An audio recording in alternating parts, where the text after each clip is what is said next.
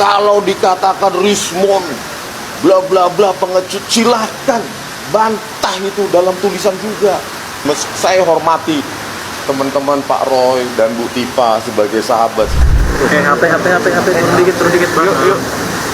Aman.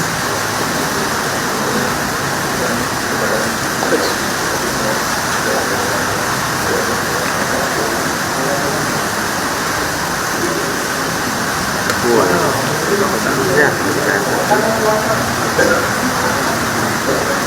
Bang, HP bang. Terima kasih bang. Ya.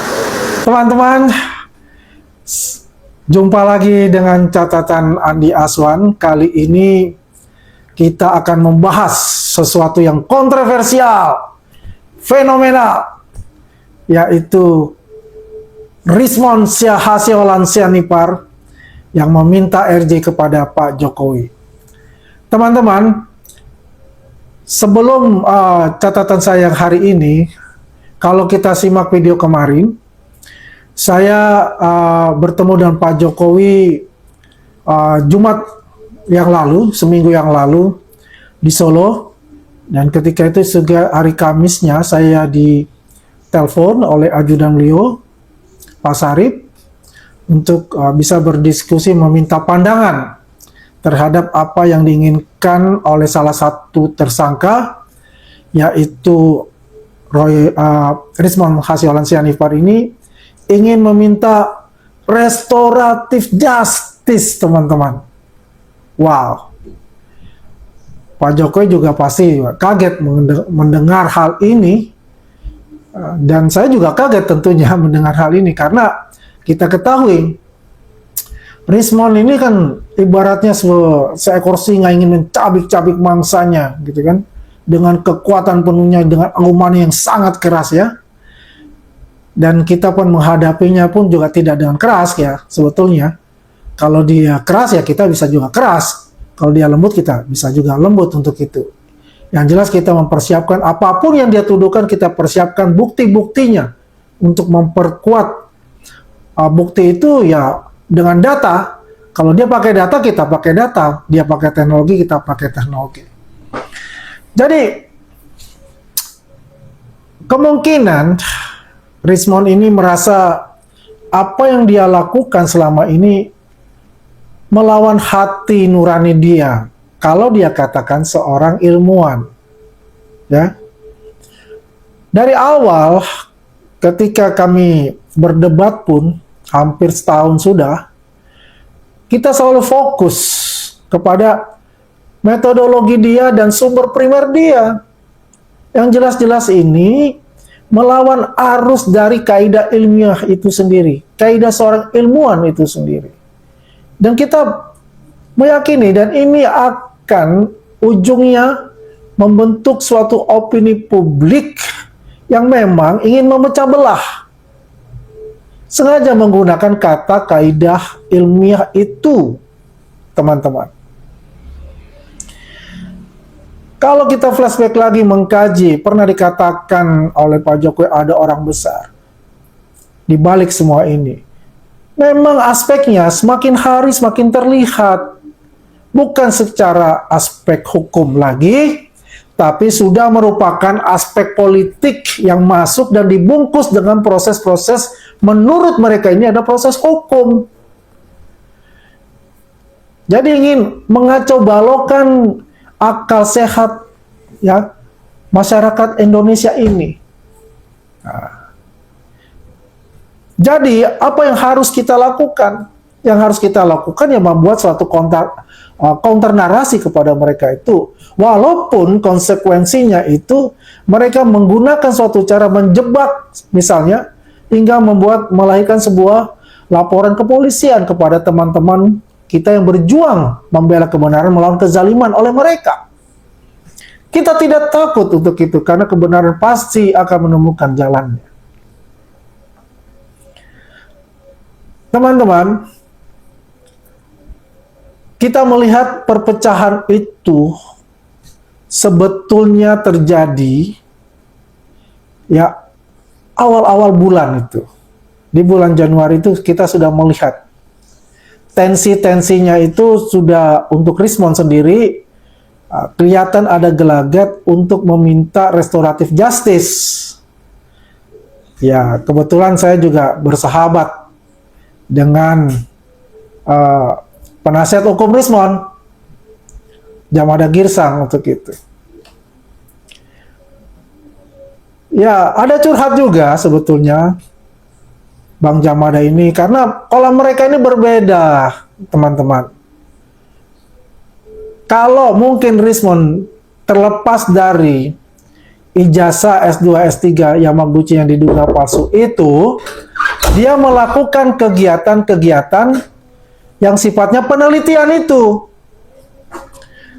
Ya, dan itu sangat bertentangan sekali ya dengan yang sebelah lagi gitu loh.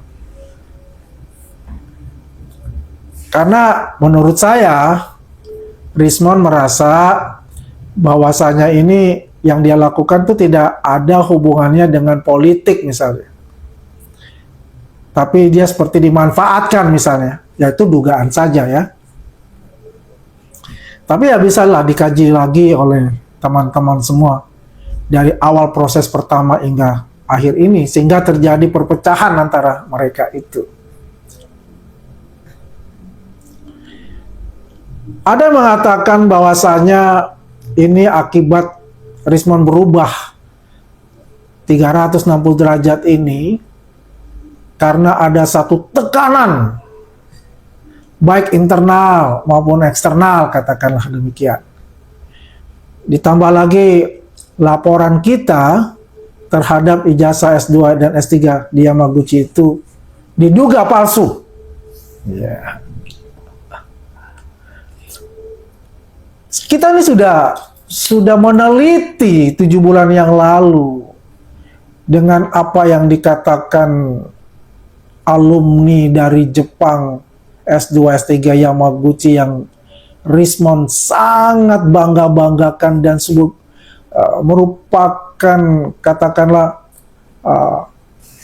palu penentuan bahwasanya dia seorang yang sangat cerdas ya, dan mampu membuat sesuatu di bidang digital forensik itu berlawanan dan kaidah-kaidah yang selama ini dilakukan oleh digital ahli forensik yang sebetulnya, yang asli. Karena yang lain-lain itu mereka mempunyai sertifikat, sertifikat kompetensi digital forensik dan ahli di bidang digital forensik. Karena mereka belajar S2, S3-nya itu digital forensik gitu dan lulus. Begitu. Itu yang saya katakan tadi, asli itu. Ya, tapi biar bagaimanapun teman-teman, ya kita juga apresiasi bahwasanya Rismon ini berani melawan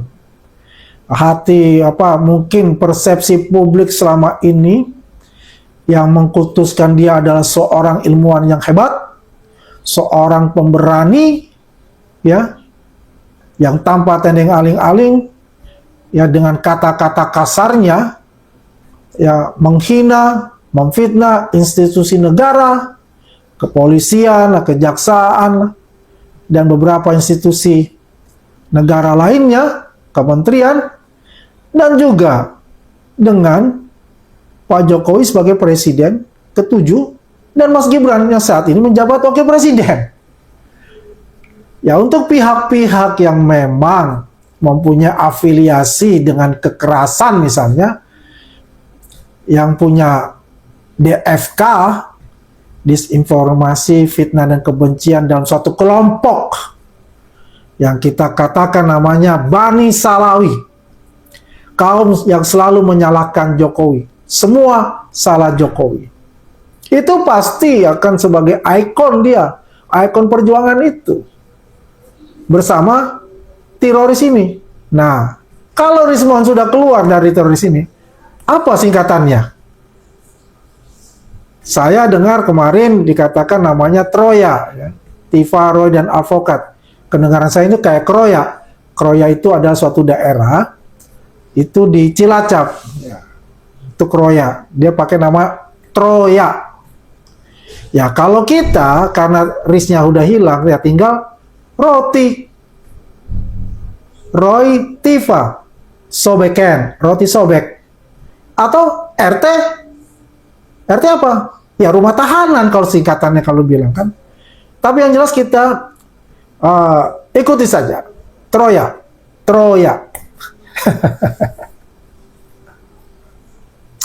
Jadi bala RRT itu sudah bubar ya. Nah, tinggal sekarang adalah the key playernya itu adalah Refli Harun, koordinator dari penasihat hukum Roti atau RT ini. Teman-teman, kita melihat hari Kamis Rismond datang itu, yang terjadi sesuatu yang menurut kita ini surprise. Tapi untuk menurut mereka itu di kubu DFK ini, pembenci Pak Jokowi ini dia bilang pengkhianat. Nah, ini menarik gitu loh. Buat kita ini satu surprise. Yang kedua adalah kemenangan seluruh bangsa Indonesia. Yang selama ini adalah silent majority ini mengamati tingkah laku dari teroris ini, sehingga mereka muak sebetulnya dengan tata cara ataupun tingkah laku mereka yang mohon maaf terus terang itu jauh dari kesopanan, kesantunan, adab, etika dan moralitas itu. Bukan gambaran dari adab dari bangsa Indonesia yang penuh dengan kasih sayang, yang penuh dengan senyuman, dan juga penuh dengan tabayun. Teman-teman, saya mendengar bahwasanya ketika bertemu dengan Pak Jokowi, Rismond itu meneteskan air mata dengan penyesalan begitu loh. Ya menurut saya itu hal yang wajar. Karena itu artinya dia merasakan bahwa dia itu salah besar, melakukan suatu tindakan atau kegiatan. Mungkin kalau pansos dia dapat pansosnya itu. Tapi konsekuensinya dia ini cukup besar. Ya, hujatan-hujatan itu dituju pada dia. Dan teman-temannya menganggap dia pengkhianat. Ya terus terang saja teman-teman ya.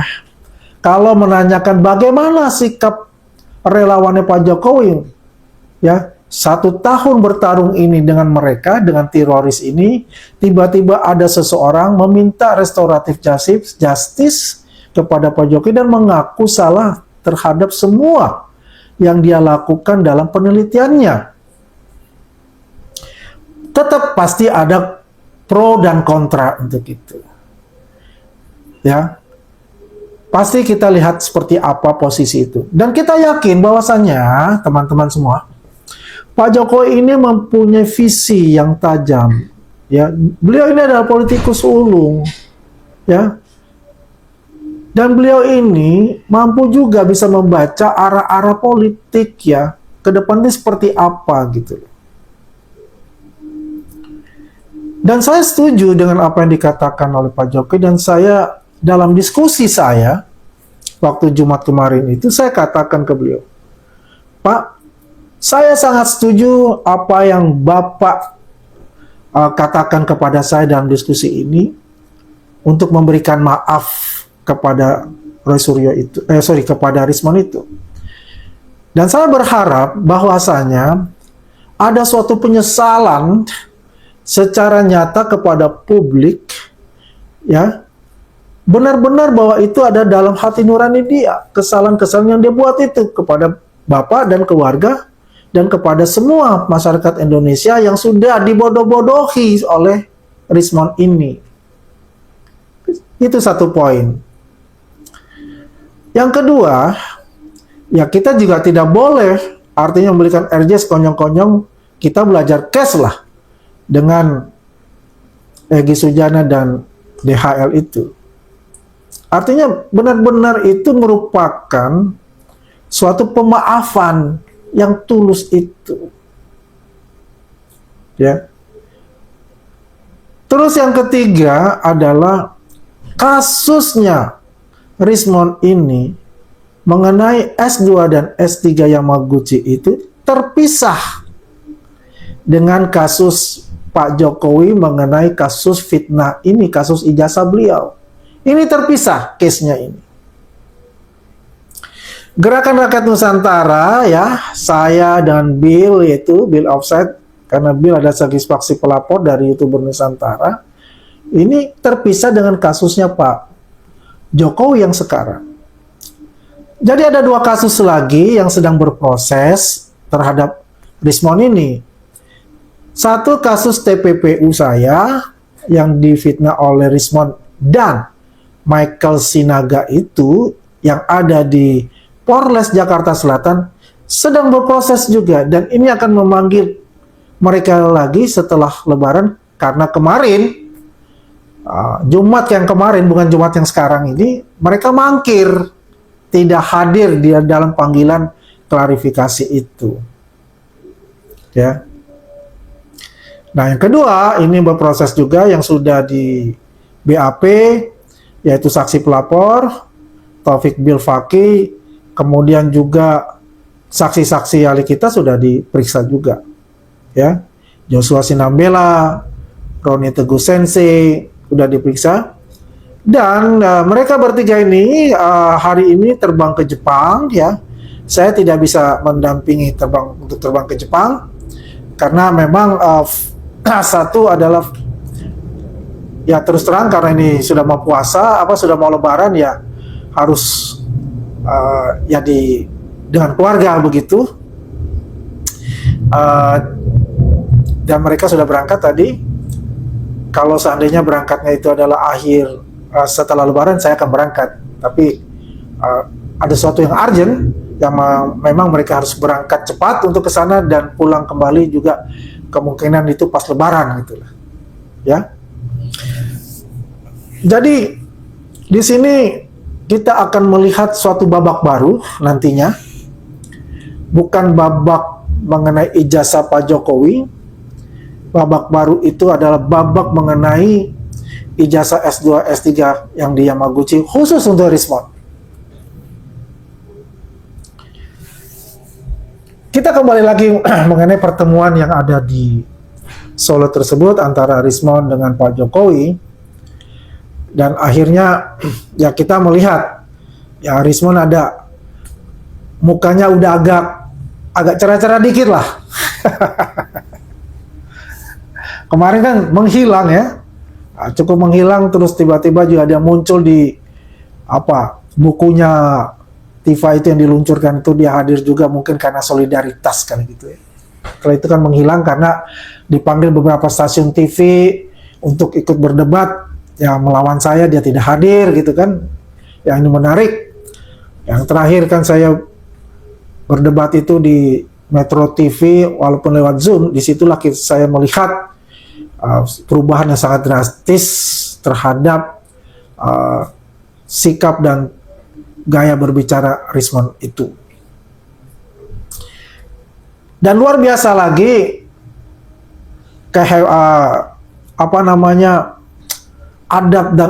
adab dari wakil presiden kita.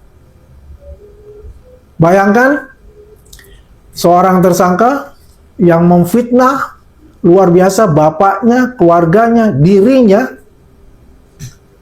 meminta maaf, datang ke istana, diterima dengan terbuka, dan juga mengatakan kita sudah selesai persoalan ini dan kita seperti saudara, dan diberi parcel pula.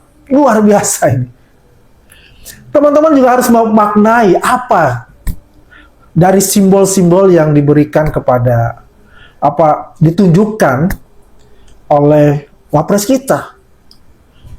Seseorang yang saya katakan jahat sekali, ya, kemudian sadar dari tidur panjangnya ini bahwa dia membuat salah, kemudian meminta maaf kepada Pak Jokowi Presiden ke-7 yang juga notabene adalah ayahanda dari Wapres kita Mas Gibran, ya, diberikan maaf. Kemudian saya rasa meminta juga kepada Pak Jokowi untuk difasilitasi bisa bertemu Mas Gibran. Makanya hari Jumat itu pulang dari Solo tuh langsung pulang ke Jakarta by darat, langsung ketemu dengan Mas Gibran, Wakil Presiden. Ini luar biasa sekali. Bertemu, berbincang-bincang, meminta maaf dan sebagainya, dan diterima juga maafnya oleh Mas Gibran. Itulah kelebihan dari seseorang yang matang secara adab, mempunyai adab yang tinggi, mempunyai pandangan visioner ke depan sebagai pemimpin, ya, yang humble. Dan kita berharap bahwa Gen Z, milenial, pemuda-pemuda kita tidak melupakan yang namanya adat ketimuran kita. Etika, moralitas itu, adab itu, gotong royong, hormat kepada orang tua. Ini telah ditonjolkan, sudah dicontohkan oleh Wapres kita. Apalagi pulangnya diberi parcel yang besar pula itu. Apa itu gambarannya sebetulnya? Apa dibalik makna itu? Inilah yang membuat, ya, gerombolan sebelah itu tensinya naik. Ya, marah semua mereka gitu kan. Ya, membuatlah lagi, biasa kan, kebiasaan mereka itu kan membuat framing-framing gitu.